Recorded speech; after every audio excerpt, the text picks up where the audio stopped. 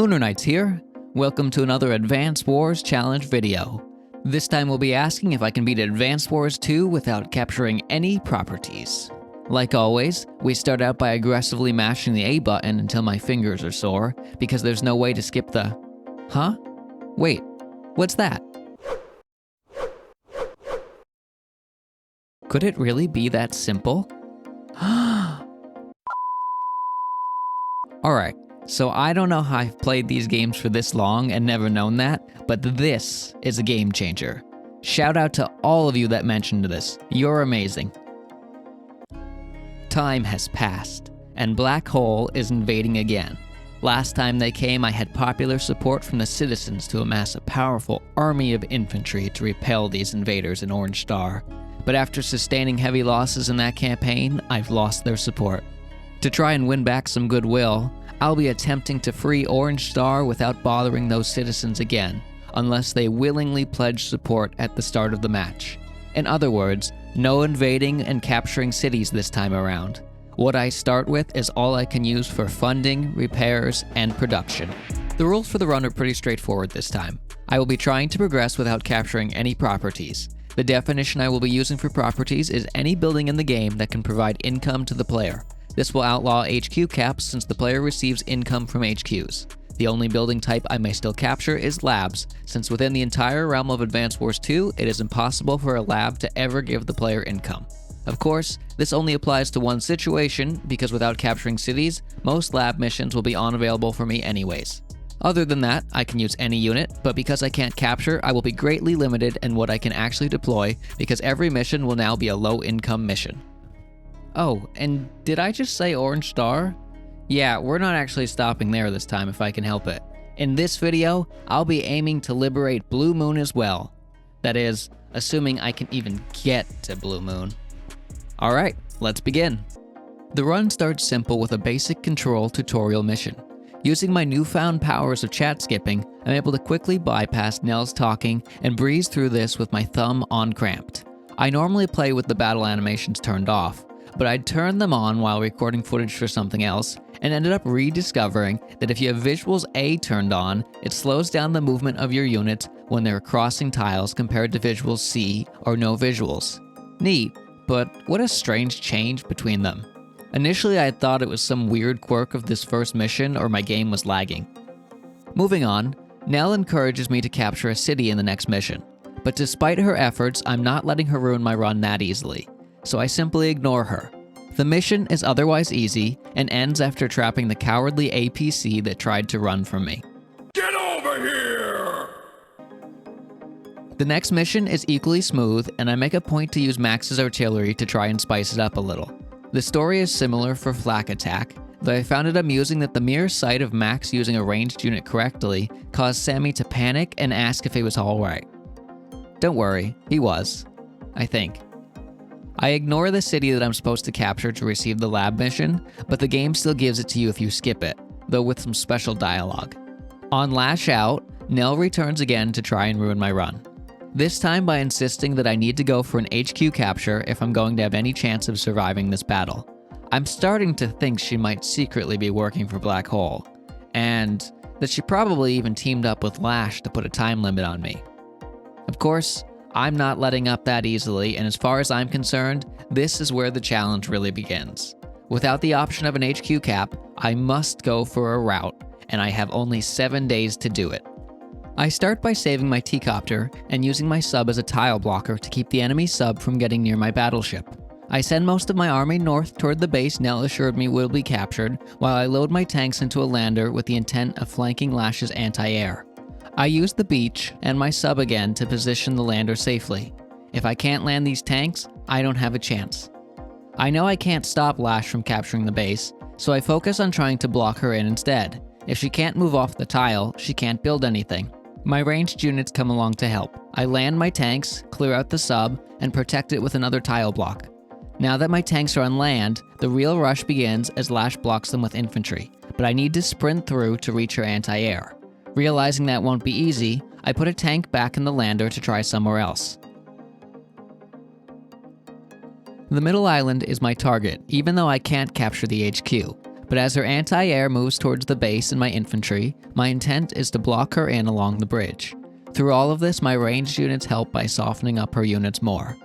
My T-copter is actually the first to block her, and even with a moment of poor judgment where I moved my APC and forgot to put something else in its place, I'm able to rout with a full turn to spare. Was a little disappointed that there's no unique dialogue for a rout instead of an HQ cap though, but alas. Andy is up next, and this is the moment I've been waiting for. My first mission with bases and no pre-deployed units.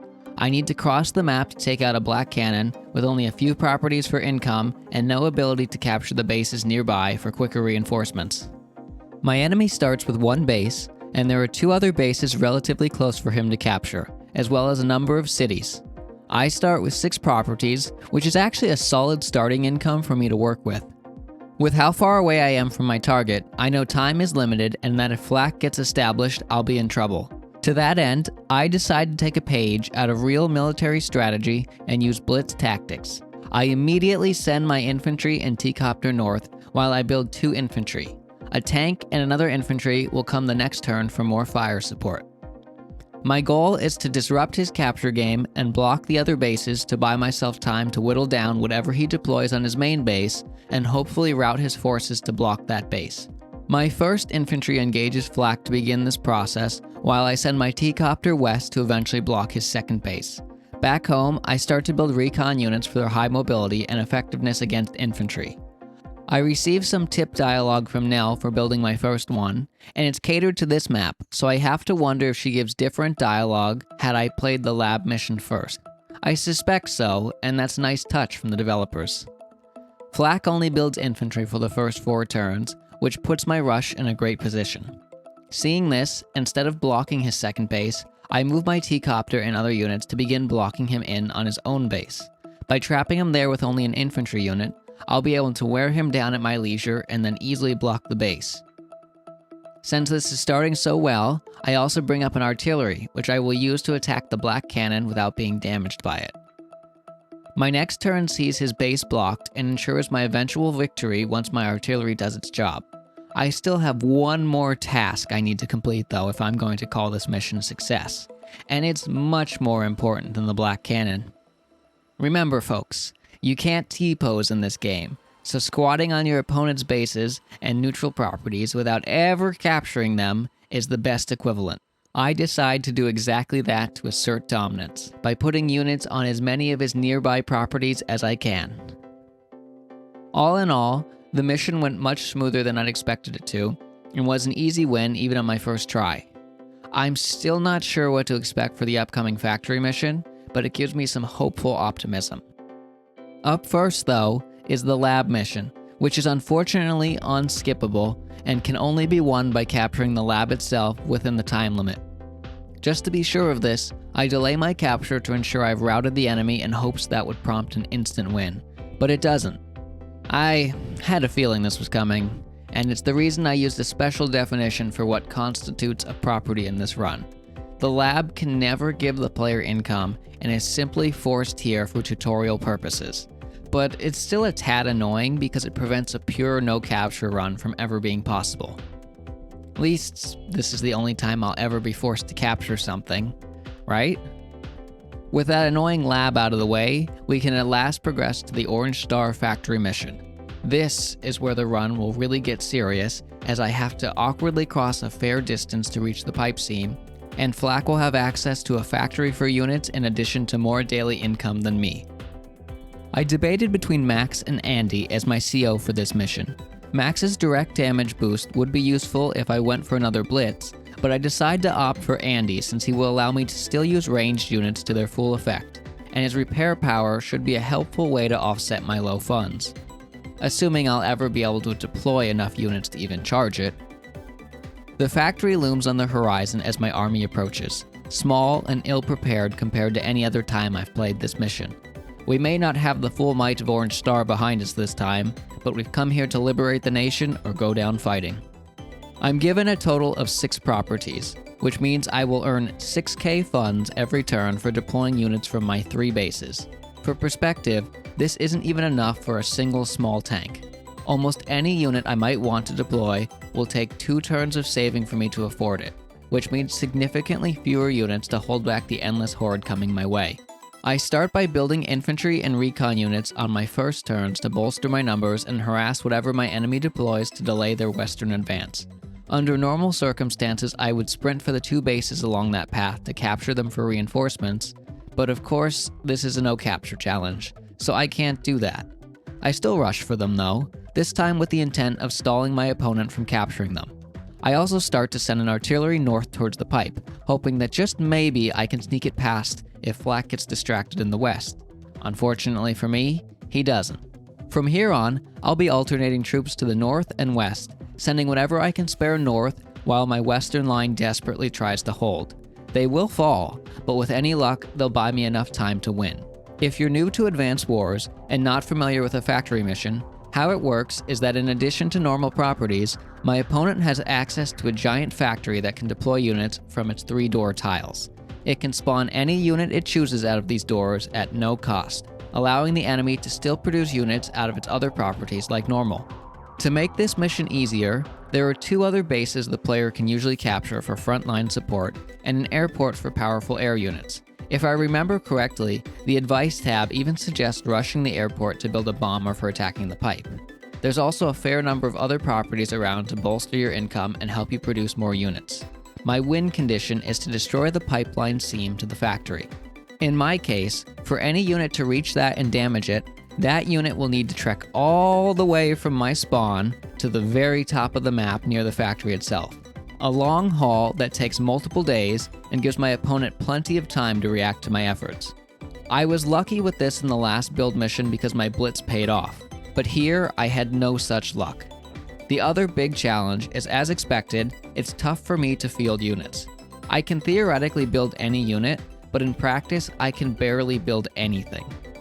It takes 2 turns for a single small tank, and something very powerful like a rocket takes me 3 full turns of saving. In a game where every unit matters, that's a long time to not be building. I need to make every unit I purchase count to its fullest, while also immediately rushing it into the fight.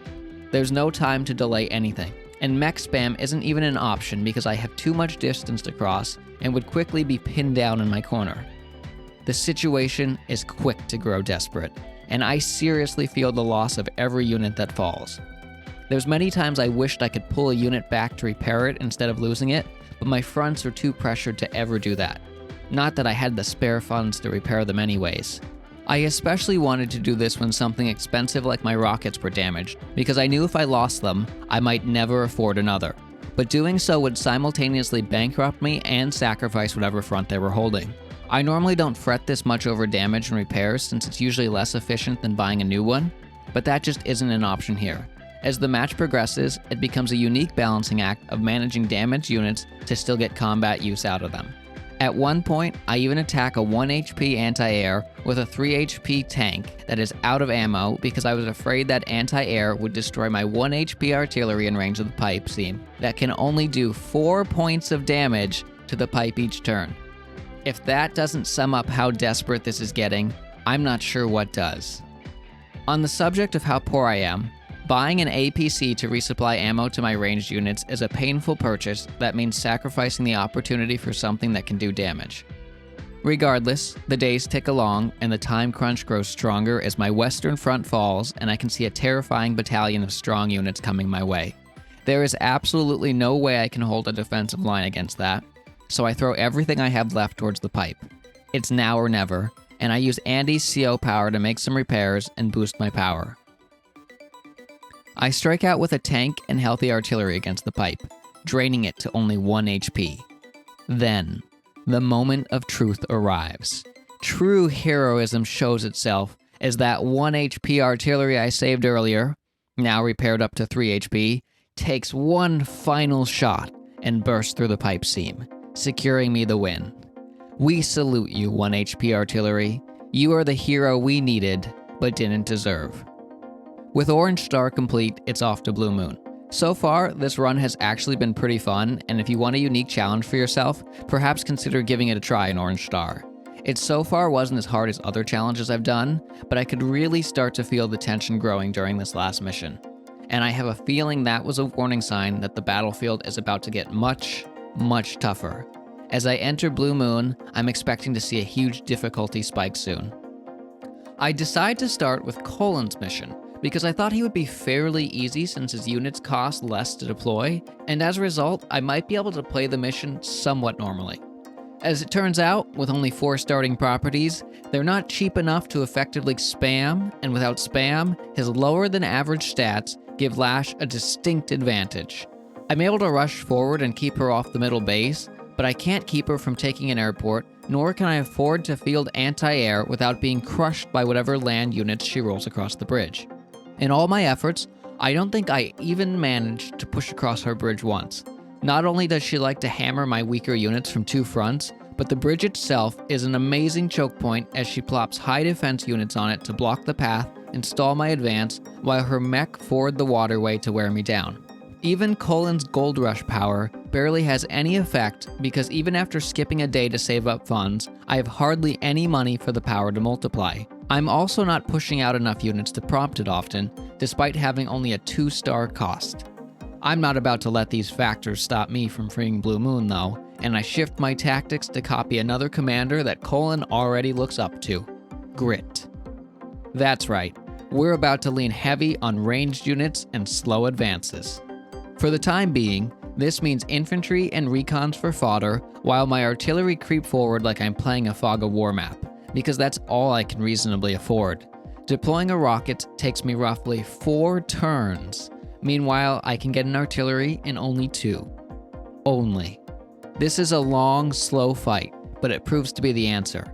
Artillery have one of the highest, if not the highest, cost per damage ratios in the game, since they're pretty cheap and hit hard, and unlike a direct unit, don't suffer counterattack damage when they attack.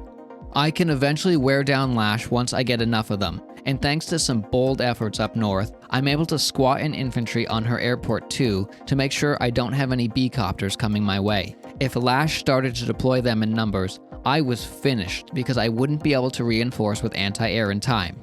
That bridge I mentioned earlier still proves to be a pain, and it's only by saving up for some late-game heavy-hitting units like a medium tank and rockets that I can breach the barrier and secure the win. Blue Moon already started tougher than I was expecting, but I at least now have an effective strategy for fending off high numbers with minimal resources. Olaf's hometown is up next, one of my favorite missions in the game for the emotional weight around it. I start with a measly 3 properties for income, and this time I don't have Colin's discount prices to work with. Right from the start, I know my only hope is artillery and infantry, but that's easier said than done at these prices. I skip building 2 infantry on my second turn, so I can afford an artillery on my third. I need to find a way to control the center of the map because Lash already has more income than me, and if I can't hold her in choke points or she gets that center base, I will easily be overrun. Thankfully, there are a lot of choke points on this map, and good cover in the middle. It takes me forever to bring a new unit to this place, but at least once they're there, it's feasible to hold. There's certainly plenty of scary moments, however, as I'm forced to leave artillery completely exposed to direct attacks since I can't field enough units to protect them. For a long time, holding the middle is desperate as Lash sends wave after wave of troops against me, each one growing scarier as her superior income allows her to bolster them with either more units, stronger units, or both. She even blocks my advance with some artillery of her own, stalemating me until I can afford her rockets to outrange her. Eventually, I do push successfully, and my ranged attrition tactics take the win. Usually this mission rewards a lab mission by capturing the empty property on the southern island, but I can't capture anything, and apparently Blue Moon's troops aren't as capable as Orange Star's because they're not able to find it on their own. Thus, no lab mission for me. I head to Colin's second mission after this, and though you can technically win by building nothing and just waiting, that's boring, and I want to do it as intended. Or well, as intended as the run allows me. I need to survive 14 days against an overwhelming opponent, and I wish there were more missions in this vein. It's fun to mix up the objectives, and one where the goal is to survive for a time limit rather than win is a neat concept. By the end of the 14 days, my situation is looking pretty rough, because my low funds and limited bases made it hard to pump out buffer units. But I manage, and it's off to Oliv's missile mission next. Turns out, the only way to win this mission within the time limit is to capture 8 properties. Remember when I said I hoped the game wouldn't force me to capture anything besides the last? Thankfully, I only need to beat 4 of the 6 missions to unlock the factory mission for Blue Moon. So despite the big scary missile I'm told is pointing at my armies, I have no choice but to leave and let it fire. With the missile destined to fire, I need to do one of the 2 pre-deployed grit missions to unlock the factory. The challenge really has no bearing on either of these, so I picked the Tank Brigade one. It's one of the easiest missions in my opinion, but it's also one of my favorites. There's not much to say though, and it goes about how you'd expect. The past 2 possible missions have been a cakewalk, but the factory was about to put a hard stop to that. Since ranged units have proven critical so far because of their high damage to cost ratio, I opt for Grit as my commander for Blue Moon since his artillery units are pretty much discount rockets. And Andy for my support because I know my ally won't have access to any bases, so I'm counting on his repair power to help out. To my dismay, upon loading in, I realize he didn't even have a property for passive repairs either. Normally when I play this mission, I let my ally take the 2 uncaptured bases so they can reinforce their army for a true 2-pronged attack, but given the nature of this run, it looks like Blue Moon will be doing all the heavy lifting while Orange Star stalls for time. Which, isn't the best since I only have 5k income a day. I guess this is a fitting punishment for letting Flak fire that missile. This mission is rather interesting for how direct it is. The map itself is small, and you start in a spot that is deceptively close to your target. The forests everywhere will significantly slow the advance of your vehicles with tires, but from a tile count perspective, you really don't have far to go compared to other maps. The trade-off is that you need to directly face off with the factory itself. A quick reminder, that factory can deploy any unit free of charge, and while Lash will only use ground units on this particular mission, she's not afraid to deploy multiple Neo tanks in a single turn to devastate my advance. There are 2 airports on the map, and air units are incredibly useful normally. But in my case, they're now a reset if Lash captures them and starts deploying B-copters, since as is a theme, I don't have the income to counter both ground and air units. I start the match in a similar fashion to my previous ones by sending some infantry north as a buffer and quickly swapping to artillery. Grit's artillery are incredible, and the start is about as promising as it can be in such a challenge. As the match will progress, I'll even trickle in a few rockets for their extra range. Andy's forces serve a support role to begin with to help Grit get established, and I will then try to sneak him around to the pipe scene while Grit holds the line. Aside from the forests and the funds, one of my biggest hurdles is being overzealous to move Andy's units.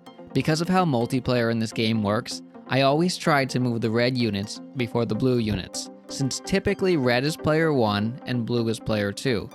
This normally isn't a big deal, but at one point I did actually doom a run by ending Grit's turn early and allowing a dangerous medium tank to slam Andy.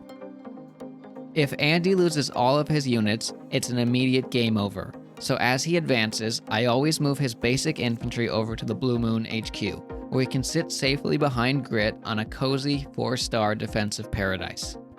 Despite how effective Grit's artillery is here, I find that the best it can do is stalemate Lash in the middle.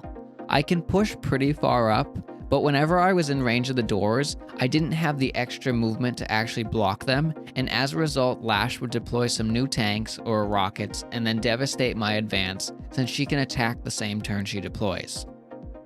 With defeat after defeat, it begins to look like my run might be at its end. I know I could push through her forces if it were normal missions where she needed income to deploy, but in this situation the Horde is just too strong for Grit. I try switching it up and sending in the boy Wonder Cullen, but his weaker units get absolutely steamrolled. I try Olaf for his better balance, but the cost makes for only a slightly better advance than Cullen. By this point, it's become clear to me that my only hope to possibly beat this resides with Orange Star, somehow. Blue Moon just doesn't have the firepower to push that far in these conditions. By the time their army is powerful, Lash is in full swing, and attrition tactics can't work against a limitless factory. I need to find a way to rush Andy up north to block Lash's base and hit the pipe before she gets rolling. I even consider switching to Max for the extra direct damage, but whereas a tank needs 4 or 5 turns to bust a pipe, an artillery can do it in 3, so I stick to Andy because he seems the best choice. Once again, like in the Orange Star Factory mission, Andy's CO power also repairs his units, which is useful for me here. I can usually sneak Andy fairly far north, but the problem I run into is that if Lash builds a tank on this base at the wrong time, or builds 2 tanks in general on this side, I don't have the firepower to push through because of the bonuses she gets from defensive terrain. All that said, I'm stubborn, and after studying speedrunner tactics, I eventually get my winning run. It goes like this. Andy leads Orange Star, and Olaf leads Blue Moon. I'll skip my first turn as Olaf so that I can deploy a tank on my second turn, and I will send it straight up. Lash always opens by building 3 recons out of her factory on her second turn. These are usually just an annoyance, but they help her stall for time to push out other units. I'll engage them with Olaf's tank as soon as possible. All the while, Andy's remaining units will spring around them. My goal is to throw everything I can spare in front of the factory gates, while Andy's artillery and a tank go for the pipe. The forces at the gate will fall, but every turn they are parked on a gate tile is 1 less unit Lash can potentially spawn, so with enough luck, they'll buy me the time that I need for my push. It takes me a few turns to actually get any of them into position because of enemy units and the forest slowing my movement, but I eventually managed to block 2 doors with my APC and a mech, although my artillery is damaged slightly in the process. All the while, Olaf continues to send tanks north to assist as part of an all-in gamble. Take note that I didn't leave Andy's infantry behind this time either. It's all hands on deck, and if Andy can't burst the pipe quickly, it's game over. It doesn't take long for Lash to start clearing out the factory doors once I block them all, so I reinforce with 2 of Olaf's tanks. Again, my goal isn't to defeat her units, but merely to stall her deployment as long as possible. Andy's artillery is damaged again during this time, bringing it down to 8 HP and 7 HP soon after. Seeing my advance, she even sends her medium tank around after me. A vehicle that will end my run immediately if it connects with something important, since I have absolutely no way to deal with it. I try to hide Andy's units in the corner of the map to avoid it, and to my surprise, it pulls back as Olaf blocks her factory doors. It seems clearing those gets higher priority for the AI than chasing down some weak units across the plains of nothingness. She doesn't build anything on her base that turn, and presents me with my chance. I rush my units forward to sit on the base with the pipe in artillery range and tanks shielding its vulnerable flanks. On the next turn, my artillery will be able to start chipping away at the pipe, but with the damage I've taken, I think I need 3 or 4 turns to destroy it. Something I'm not sure I have yet. I consider using Olaf's snowstorm to slow Lash's movement, but decide to save it for now. Then, disaster strikes. One of Lash's infantry manages to reach a missile tile and launches it at Andy's troops, cutting their HP by 3 and bringing my artillery down to 4 HP. This dooms the run. Unless... Before ending her turn, Lash destroys my APC, and with any luck, that might just power up my repair and give me a chance. Her medium tank starts for me, and I pop Olaf's power to stall it 1 additional turn. Andy's basic power is ready, and I immediately activate it to target the pipe. I even bring in my defensive tank to strike too, exposing my artillery in a desperate gamble. The tank doesn't do much, but every point matters now. I don't destroy the pipe, and on the following turn I hit the pipe with my artillery to bring it down to 1 HP. 1 HP! Are you kidding me? That is insultingly low? Thankfully, that tank I moved last turn can attack again and destroy the pipe. Whew. We did it. This mission was tough. None of my traditional tactics were working, and for a bit I was starting to fear my run might have come to an abrupt end this close to liberating Blue Moon. That I happened to leave a factory pipe at 1 HP twice in this run is also just wild luck. I couldn't plan something like that if I tried, and it's even crazier because this nearly happened on my infantry-only factory mission as well. That gives me an idea for a new challenge, but that's a story for another day. As the sun sets, Blue Moon is free once more, and my bankrupt army can march on to fight another day. Yellow Comet will be next on my list. But this video has gotten pretty long, and so I think we'll call it for now. If you've enjoyed this and want to see more, make sure you support the channel by liking and subscribing, and if you have any fun ideas for a challenge run, let me hear your thoughts below. Lunar Knights, signing off.